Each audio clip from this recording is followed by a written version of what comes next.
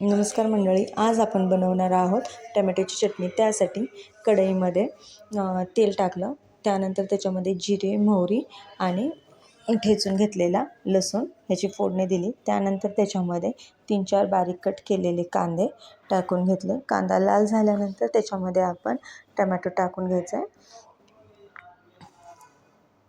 त्यानंतर टमॅटो फिरवून घेतला. टमॅटो आणि कांदा पूर्ण मिक्स होऊ द्यायचा. त्यानंतर त्याच्यामध्ये हळद, धने पावडर, जिरा पावडर, किचन किंग मसाला टाकून घेतला आणि तेही नंतर फिरवून घेतलं. टमॅटो फोडून घ्यायचे आहेत. कोणते कोणते घट्ट टमाटे जे असतात ते फोडून घ्यायचे त्याच्यामध्ये.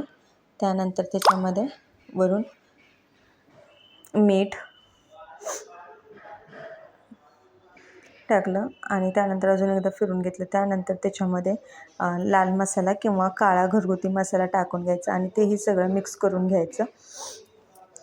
मसाला हा शक्यतो सगळ्या शेवटी टाकायचा, नाहीतर शिंका येऊ शकतात, ते ठसका लागू शकतो. नंतर गरम मसाला टाकून घेतला. गरम मसाला टाकून झाल्यानंतर परत अजून एकदा फिरवून घेतलं.